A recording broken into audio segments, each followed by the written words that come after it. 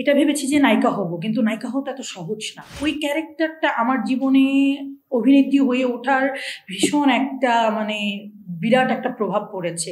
বাবার স্বপ্ন ছিল যে জীবনে বড় হোক। আমার সবচেয়ে বড় সাপোর্ট দিয়েছে আমার মা মুভিতে কাজ করার জন্য। এটা ভেবেছি যে নায়িকা হব, কিন্তু নায়িকা হওয়া এত সহজ না। পরে নানান প্রবলেমের মধ্যে পড়তে হয়েছে। বাবা মারা যান, তখন বিশাল একটা গ্যাপ দিয়ে দিই সিনেমায়। তখন আবার যখন ব্যাক করি ভাবলাম যে এখন আর সিনেমাতে যাব না, আমি এখন আবার নিজেকে আগে তৈরি করি। দেন আমি অভিনয়ে মনোযোগ দিলাম। 2021 থেকে কন্টিনিউয়াসলি আমি নাটক করা শুরু করলাম, দর্শক পছন্দ করা শুরু করলো। নেক্সট টাইম যদি ভালো গল্প হয়, আমার হুমায়ুন আহমেদের আমি একটা বইটার কথা মনে পড়ছি না, সেটা জ্যোৎস্না ও জননীর গল্পেও নাকি মধ্যাহ্ন 1-2 আমার মনে পড়ছে না।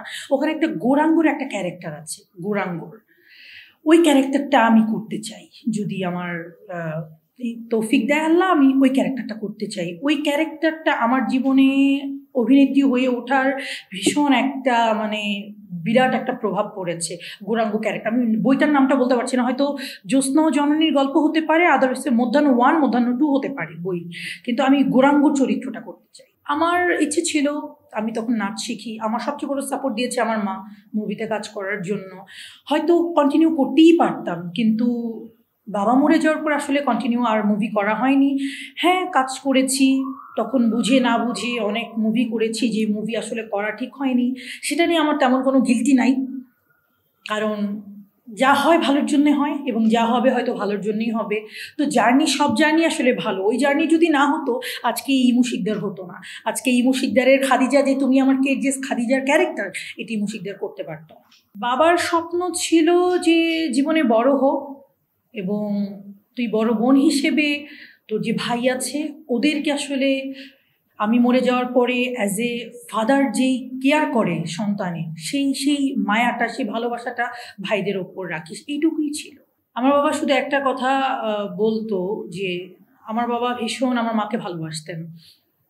আমার মা তো বরিশালের, তো একটু রাগী, বাট ভীষণ মায়াবী। আমার বাবা একটা কথাই বলতো, যে যদি আমি পৃথিবীতে না থাকি, তোদের জন্য তোদের মাই যথেষ্ট।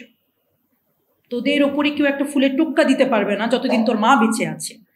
এটা আমার বাবা সবসময় বলতো। কিছুটা, পুরোপুরি বলবো না। যেদিন আমি সন্তুষ্ট হয়ে যাব, সেদিন আসলে আমি আর ভালো কিছু দিতে পারবো না। সেটা ভাইয়া বলাটা খুব মুশকিল, কারণ আমি জুলুম কাজটা করেছি। জুলুম কাজটা করার সময় আমার কাছে মনে হয়েছে জুলুমের যে স্ক্রিপ্ট, যে ক্যারেক্টার মমতাজ, সেটা ওয়াও আমার কাছে মনে হয়েছে। যখন তুমি আমার কে করলাম, আমার কাছে মনে হয়েছে ওকে ফাইন, জুলুম তো করেছি, তুমি আমার কাছে ভীষণ ইম্পর্টেন্ট হয়ে গেল।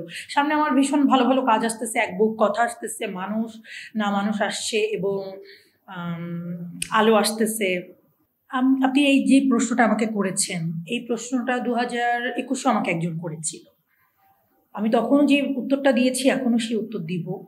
ইন্ডাস্ট্রি ভালো খারাপ মিলেই হচ্ছে ইন্ডাস্ট্রির মতো করে চলে। হয়তো কাল আমি আছি, হয়তো পরশুদিন আরেকজন আসবে। হয়তো আমি আজকে ঝরে পড়ে যাব, পরশুদিন আরেকজন এসে ঝরে পড়ে যাবে। ইন্ডাস্ট্রির গতিই মতো চলবে। আজকে যারা ভালো কাজ করছে, তারা হয়তো কালকে ভালো কাজ নাও করতে পারে, খারাপ কাজ করবে। আজকে যারা খারাপ কাজ করছে, তারা হয়তো নিজেকে চেঞ্জ করে নিয়ে ভবিষ্যতে ভালো কাজ করবে।